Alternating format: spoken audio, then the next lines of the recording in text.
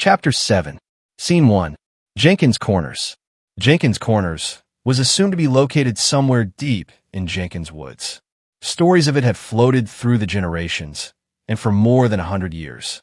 Interest had been dying out, reborn, and cycled through again. Versions of the story were myriad. Recently, real interest had been sparse, but it was breathing again. The official, historically acceptable story said that when Lord's Bounty was founded, the residents of Jenkins Corners deserted the town and either left the area completely or, pulled by the power of the Lord, joined the Church of Lord's Bounty. Jenkins Woods was populated by a variety of trees, small and tall, narrow and wide. It was very fertile with a wealth of saplings. A map of vines tangling in and out of each other covered the floor. There were few trails, and none led much past the outer border. Jenkins Woods was large and green, dark green, and the deeper a person ventured, the thicker it became. The increasing dense canopy of trees made it nearly dark in the daytime and completely dark at night, even under a full moon. Even on the brightest of days, it was uninviting, except for the rare, intrepid explorer. Stories said that those who traveled deep into the woods never came out. Discouraged by stories of dark, evil-infested areas, no one had come close to finding the end of the woods. Jenkins Woods was cloaked in the darkest, perpetual night. None would even venture past the edge of the darkness. The warning from Bethany's parents had always been, if you hike into Jenkins Woods, stay near the periphery. When the woods get dense and dark, you've gone too far. There are things, dangerous things, in the dark of Jenkins Woods. Some people who have gone too far have never been seen again. When Bethany was young, it was an effective story. As soon as the woods became dense and dark, the rustling of leaves in the wind and the quick movements caught in the corner of her settled in the back of her mind, and her young feet became too heavy to lift. But now she was too old to believe the fearsome child's tale, and she knew Jenkins Corners might be deep in Jenkins Woods. Plus, she wondered if it might have existed when the country was called the United States of America, a dark and depraved land of evil people. Evil was a foreign concept for Bethany. She did not see people or the world through those eyes. A whole country could not be dark and depraved, evil. As with many others, she knew the myths. After the successful revolution that freed states to become part of the United Christian States of America, people created their own nation-state, the United Christian States of America, to have their own constitution, their own laws, their own military, their own government, and their national religion. Evangelical Christianity was a blessing from and sign from God. They participated in the United Christian States of America at their pleasure. Many small towns which were deemed to be beyond redemption were abandoned either by choice or force and allowed to become nature's detritus. Other stories claimed that as an act of cleansing evil, some towns were so iniquitous they were razed to the ground. Bethany chose to view the claimed iniquity with skepticism. Bethany had always been an intrepid explorer of mysteries, especially those that most intrigued her mind. Fascinated by the stories, Bethany had become intent on exploring. Now, having heard Mrs. Sanderson's all too vehement reaction to the United States of America, she was set to go on a quest to explore the distant past in a town which might just be ruins, nothing, or merely myth. Scene 2. Bedtime discussion. Tonight was Naomi's turn to host Bethany for the two-person sleepover, a Friday night ritual. If they had their way, it would be every night, but their mother and father felt it was unhealthy for them to be so dependent on each other. Their parents wanted their world to be wider. Bethany and Naomi were happy to live in their small world. It was comfortable and stable. School provided more than enough outside world for them. As they snuggled into the queen-size bed, Bethany nudged Naomi. I was thinking about the Jenkins Woods legend people talk about. Yeah, Naomi said suspiciously. I want to find out if the stories about Jenkins Corners are true. I don't. It's deep in the woods, and we'll get in so much trouble. Besides, a lot of bad things happen in the dark part of Jenkins Woods. People say it's always nighttime there, darkened by evil. They're just silly stories that parents use to scare their kids. Behave, or I'll send you into the dark of Jenkins Woods. Well, they have scared me. Have you known anyone who had anything bad happen in there? None of those stories have ever been confirmed, and I've never ever talked to anyone who knew anyone who had anything happen to them in Jenkins Woods. That doesn't mean that nothing has happened. Anyway, I'm getting up early, and I'm going to search for Jenkins Corners. You can't be serious. I am, and if you don't come, I'll go alone. Then you'll go alone. Then I will. I have to know if it really exists. I mean, what if it was part of that old United States? That's part of our history. Kind of like what archaeologists do. They found Noah's Ark. Maybe there is something there that will tell us about the people. Maybe we can find out what it was like for them. Aren't you curious to find out? No, she answered emphatically. What was so bad about that country? Why can't we even read anything about them and the country back then? It's just history. Why did Mrs. Sanderson get so angry? And why was she so insistent that we not read anything written back then about it? She told us why. They were liars. They tricked and manipulated people. They were immoral, evil people. They killed the unborn. They were degenerates, depraved. They did awful things, sick things, disgusting things. So, you think that all the people back then were immoral, degenerates? They were evil. They persecuted us. They wouldn't let us worship where and how we wanted, and we have proof that they did that for more than 100 years. We've seen the documents in the museum. That's what they told us. That's what they have been telling us for generations. Bethany, they wouldn't lie to us, to everyone for generations. Our ancestors were good, God-fearing, righteous people who have been doing the work of the Lord. Unconsciously, Bethany had been awakening to an internal core of her personal beliefs. She needed certainty. The truth was important to her. She already knew she hated lies and lying. She saw its destructive power. Ethics and honesty had been important to her. They were critical. The Lord never lied. He wanted people to be honest. She didn't want to lie to herself. It was tempting to lie to herself about accepted beliefs. If she could believe the lie, life would be easier. Then she wouldn't be lying to herself if she never knew. If she just believed her teachers, she wouldn't question anything because it would be the truth. No questions, no dilemma, no anguish. But that doesn't stop it from being a lie. Believing it's the truth doesn't change the fact that it is a lie. She knew it might not be a lie, but she had to find out. Maybe if she found the town, the truth might be there, like it was for the archaeologist. But what if they were sacrificing people? Naomi asked, "So you think there are altars they're surrounded by bones?" Maybe. I don't believe that, and Mrs. Sanderson didn't say anything like that. But I've heard that around school. That's stupid talk from ignorant, superstitious people. So you're saying I'm stupid? Well, do you really believe that stuff? Naomi glared, and Bethany saw something she had seen in the eyes of other girls, but had never seen in Naomi's: hate. Exasperated and angry, Naomi barked, "Leave me alone." She turned away from Bethany and pulled the covers over her head. Bethany stared at the covers. She reached forward to touch them, then pulled her hand away. She carefully slid out of bed and walked to the door. As she was closing it behind her, she felt as if a string was pulling on her heart, cutting into it.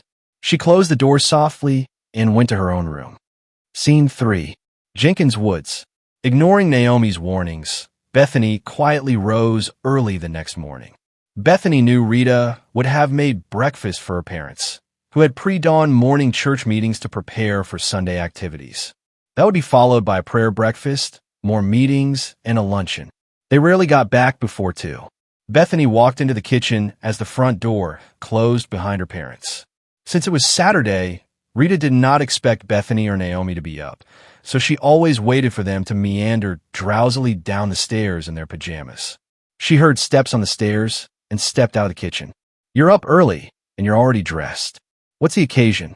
"I'm going for a hike." "Where are you going?" "There are never birds in backyard. So, I'm going to go somewhere where there are birds. Maybe the hiking trails. Your father doesn't like them pooping on the patio. That's why he has that fake plastic owl. Even when a few come here, they're dull brown or crows. So, I'm going to the woods where there are pretty birds." "Jenkins Woods, right?" "Yes." "Isn't Naomi going with you?" "No. She'd rather sleep in, and she doesn't like the creepy, crawly things." "Well, don't go deep. Stay out of the dark parts." "Well, that's no fun." "Rito Schmirket." "I understand. I'll be home before Mom and Dad are back from the prayer luncheon. You're going to get hungry. Do you want to take something with you? I'm taking some fruit. Let me give you some rolls. Okay. Rita went to the cupboard and took out a pack of 4 rolls. Do you have water? Yes, Mother Hen. It's only because I love you. Bethany hugged her. You're the best. Yes, I am. Bethany put the rolls in her backpack next to her flashlight and lamp. She hugged Rita. She left through the sliding glass door and the back gate, which opened onto a service road that ran along the edge of the Jenkins Woods, a small forest section planted mainly for viewing from second-floor balconies of the homes of the wealthy.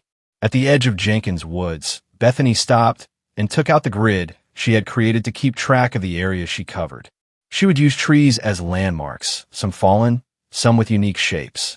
She found the head of a faint trail. She stepped into the woods and wound her way forward. After half an hour or so, the growth started to thicken. It grew denser faster than she expected. The canopy of trees turned sections of the woods dark, the green appearing to be nearly black. Looking ahead was like looking into a dark night. She took a hesitant step. No, it's not true. There's no danger. It's just spooky campfire stories. While she had not completely convinced herself, she stepped into the blackness. Her senses were heightened. She entered a dark canopy, her eyes peering as deep into the darkness as they could. A twig snapped nearby. She froze. Each varying shade of darkness designed a shape. Animal? Human? Otherworldly? She lifted her foot to take another step. Another crack. The twig had been under her own foot. Silly girl.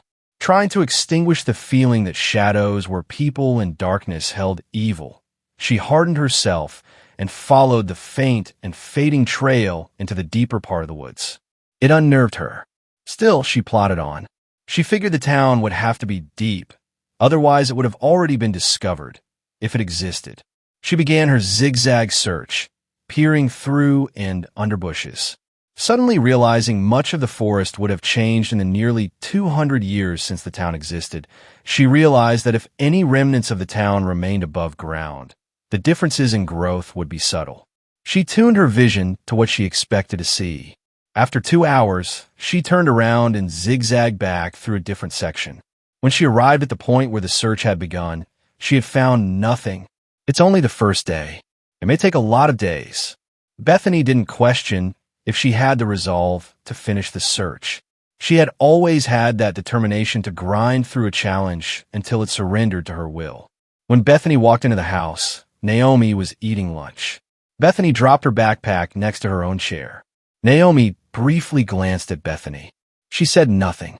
Bethany prepared to say something, but stopped when Naomi's head dropped down. Bethany went to the kitchen and returned with a salad and a chicken strip. She sat across from Naomi, staring at the top of her head. Naomi, I can see that you're angry, but this is something I just have to do. I thought you would understand. In fact, I thought you would come with me. I wanted you to. Do you understand? Naomi raised her head. A tear was rolling down her cheek. Is it more important than I am? No, it's just a different thing. You, I love. This, I need to know. I thought I had lost you to this thing, to some town that may not even exist. I am afraid of it taking you away from me, taking your time. I'll miss it when we are apart. I don't feel whole. Then please come with me. We can share it. It will be another thing that will bring us closer. It will be an adventure, just the two of us. Nobody else will know. They looked at each other lovingly, got up, walked around the table, and hugged. Naomi stepped back with a smile. Okay, but I don't want to get in trouble. You can blame it on me. We probably won't even find Jenkins Corners. It might not even exist. Okay, I'll go with you, but if I get scared, I might walk away. And I don't want you to tell anyone we went deep into the woods, ever. Deal. After Naomi finished her lunch, the sisters went upstairs to the study room and worked on homework in between gabbing about what high school would be like. Bethany wondered if the same pretty girls would be there and still be nasty. Naomi wondered if there would be any cute boys. Bethany didn't care. Boys were mean, gross, and impolite. 3 knocks on the door meant that Mom was on the other side. Can I come in? Of course, came a duet from the sisters. Their mother stepped into the room and stood next to their desks, which the girls had long ago moved together so they could face each other. Rita said you went on a hike. Bethany did. I didn't. Naomi quickly said. Bethany frowned and said, "Yeah, I wanted to look for colorful birds and get some exercise. I found out I like the woods. It's pretty. I can't wait for the snow to cover the trees. If we get snow this year. We got some last year. I know, but it's getting rarer and rarer." "Oh, did you like it?" "I loved it. Well, it's excellent exercise. Just be careful. Stay out of the deep, dark part." "Naomi, why didn't you go? It would be good for you." "I didn't. I mean, Bethany was looking. I was just too tired." "What was Bethany looking for?" Bethany felt her face getting warm. She was just going to look at birds. "I didn't think that would be fun, and I don't think hiking where there are bugs flying around and crawling on me would be fun." "Okay, maybe you'll get used to it. Hiking is good, healthy exercise. Love you both." "Love you too," the duet proclaimed. When the door closed, Bethany glared at Naomi. "You were going to tell her." "But I didn't." "But you might. I feel like I need to tell her. I don't like keeping secrets from her." "You keep a lot of secrets from her." "But they're little secrets. This is a big secret and maybe a dangerous secret. We don't know what's in the deep part. We could get hurt. Some people have gone in and never come out. Those are rumors. I don't think they're true. But don't tell Mom or Dad. If you tell, I'll never be able to go into the woods again. They'll put me on restriction." "They wouldn't do that. You don't know that." "I won't tell, but someone else might catch you." "How would they know what I was looking for unless someone tells them, or lets it slip?" "Don't go, please." "I have to." "But you don't. You can stay here." "I don't mind if you do." Naomi just stared at Bethany. Tears gathered in the corners of her eyes. She pulled them back in. Bethany and Naomi went back to working on their homework, a reading assignment in The Struggle, Volume 1, The History of Evangelical Christianity. Scene 4. Day 2, stay or go. School sped along the next week with Jenkins Corners on Bethany's mind. Naomi noticed her distraction and nudged her a lot the first few days, and then gave up and settled for brief, faint scowls when Bethany ignored her as her thoughts drifted. To Naomi, Bethany had become just a close friend, not the strongly bonded, close friend she had been. It bothered her at first. Then it hurt. An appendage had been removed with a sudden harsh cut. She had to do something to get Bethany back. On Saturday, Bethany shook Naomi, who groaned and turned away. Bethany gave her another shake. Again, she groaned, this time adding the pillow over the back of her head, pulling it tight to her ears. "Naomi, I'm getting dressed, and then I'm leaving. I'll wait for a few minutes on the back porch before I leave. I hope you come with me. Finding a lost city will be a great adventure. Please come." Naomi's answer was another groan. Bethany went to her room, dressed, packed her backpack, and returned to check on Naomi. Her head was on the pillow with her eyes closed and the blankets pulled up to her neck. "Naomi, I'm going downstairs now. I'll be waiting for you on the porch. I'm leaving through the back gate." Bethany gathered the food that Rita had waiting for her and went to the porch. After pacing for 10 minutes on the porch, Bethany slid open the back door, took a few steps inside, and listened. She only heard Rita in the kitchen. Bethany sighed, walked out the back door, glanced back, and trudged to the back gate. As she opened the gate, she looked back at the house. There was nothing between her and the closed door. She sighed again and shook her head. I thought for sure she would come. It pained her when the gate latched. After it latched, she worried that it was separating a part of them. They had been in tune with each other for so long, and this was the first real discord. Maybe I should go back and forget about finding the town, if it really exists. She turned back, but the gnawing was unbearable. Were the people back then as evil as Mrs. Sanderson said? How much was accurate? How much had been added and arranged to confirm a desired picture? She would have to live her life not knowing if, under all the ceremony and speeches and meetings and Bible study groups, were truth or lies. Were there more than 1,000 years of religious history, self-delusions, a clever fabrication and pretense? While she didn't want it to be true, she had to know, and she had to admit that finding the truth was more important than maintaining a perfect friendship with Naomi. Naomi could still be her best friend if Bethany finished the journey alone. However, if Bethany didn't try to find out, would she resent Naomi? She decided, if Bethany found something that would challenge Naomi's belief, Bethany wouldn't tell her. With heavy steps, Bethany walked down the road, searching for the excitement she had experienced last Saturday. Bethany. Wait. The voice was so quick and loud. It wasn't immediately familiar. Bethany turned. Naomi. Bethany shouted back. They hurried toward each other, smiled, and touched hands. And so, their first conflict came to a nebulous pause. Naomi, thank you. I'm glad you. Say no more, Bethany. You might say the wrong thing. Let's go. How far is it? It's about a 20-minute walk. So it's pretty close. To Jenkins Woods, yes. But I don't know how far to the town if it exists. I searched the first section for 2 hours and then went back to searching a different section. I found nothing. Naomi looked relieved. So what's the plan? There's an old, faint trail we take to our starting point. She took out the search grid. I've broken it up in sections. So, basically we search each section in a zigzag pattern, then turn around and search back. With 2 of us, we can make the zigzag pattern wider and cover more area. Will I be able to see you? Of course. And we can talk to each other too. Bethany was happier that Naomi had come along, but she was carrying a modicum of guilt for coaxing Naomi to want what she wanted, to share her desire. As for Naomi, her apprehension had increased.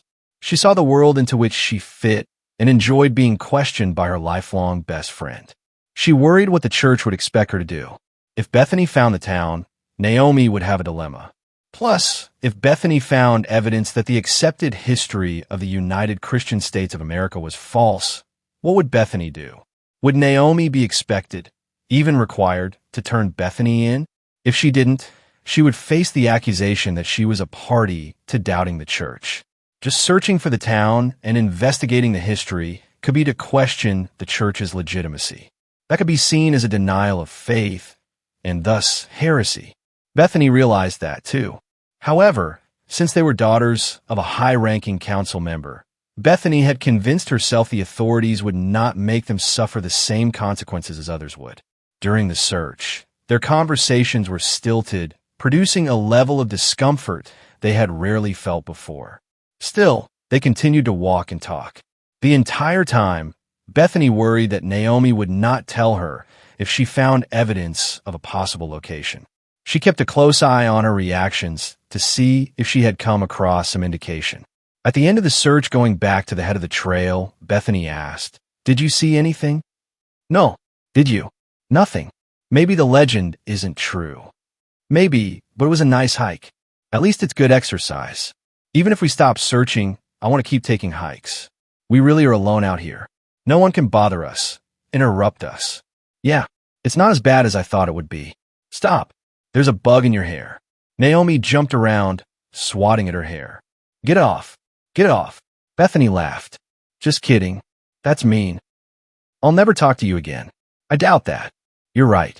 Naomi stared at Bethany. I'll never do that again. Good. She paused. By the way, you have a large bug on your shoulder. It's an inch long. Sure there is.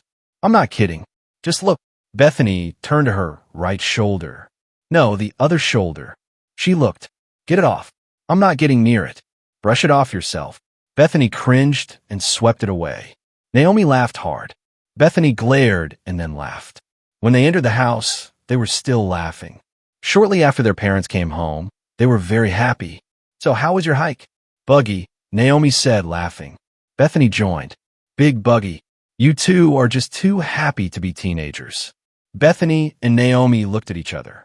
In the past, without a bump in the road, they had been blindly happy with each other, but they had hit a bump, and they didn't know where it would take them. Different paths? Separation? Scene 5. Doubt. With the household thinking the hike was just a hike, it became a Saturday routine like their parents' church meetings. Since the sisters were finding nothing on the quest, the stress on their relationship diminished with each passing failure. Naomi was more relaxed and was enjoying her time alone on a hike with her best friend. The failure to find an answer to the most pressing question Bethany ever had ate away at her faith because it had not confirmed it. Not finding did not alleviate the need to know. Question meant doubt, and once there, it would never leave. Finding the town was imperative, as was not finding it. The firmness with which she believed the United States was inherently evil was already gone, replaced by skepticism. She understood that even finding the town would only confirm that it existed. It didn't mean that the United Christian States of America denigration of the defunct United States of America had been built on lies and fabrication. It also didn't mean it had been constructed on truth by God's guiding hand. But it would be another step closer to an answer.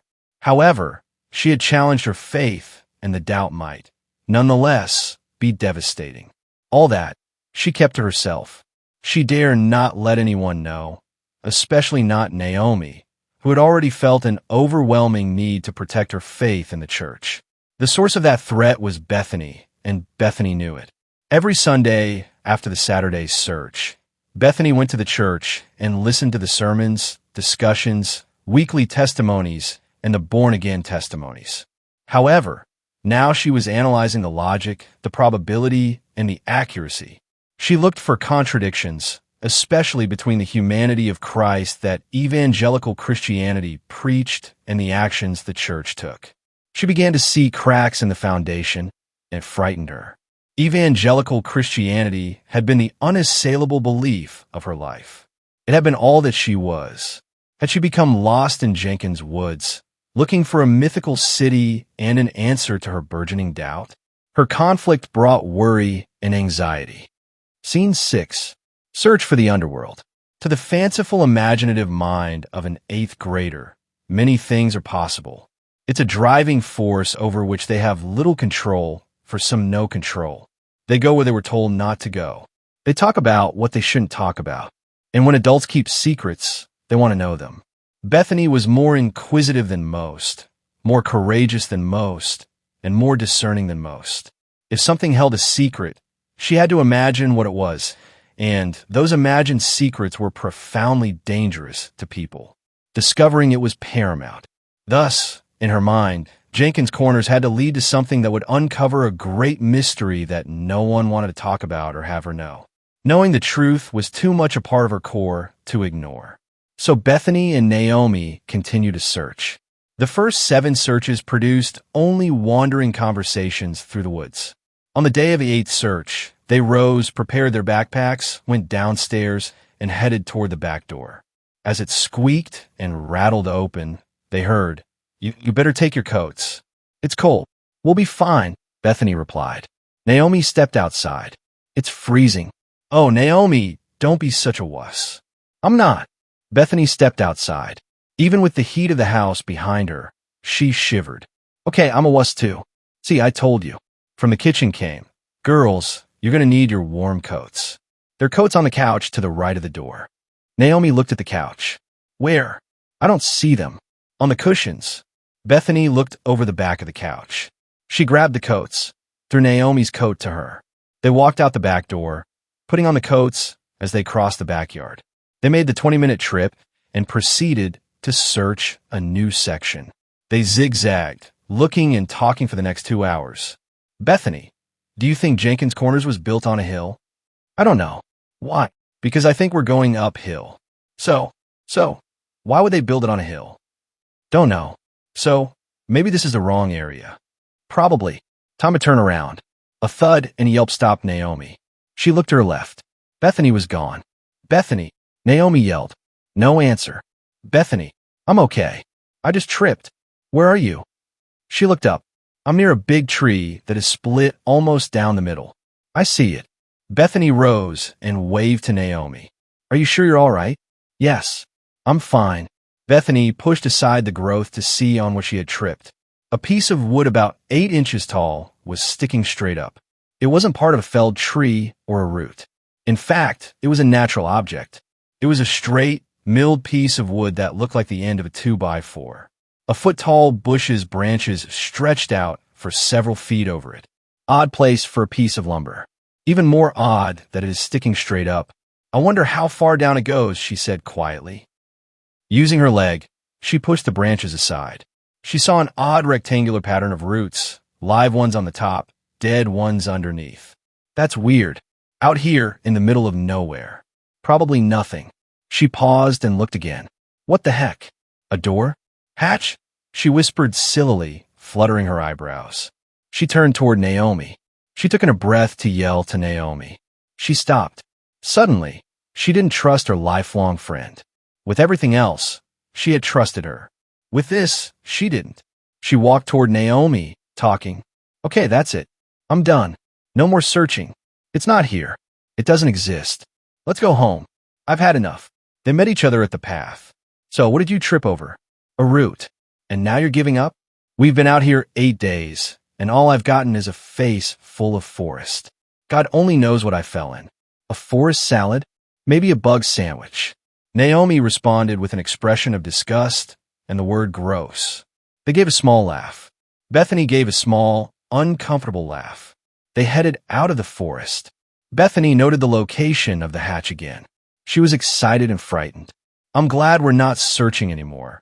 But if you do want to continue, I'll go with you, Naomi said.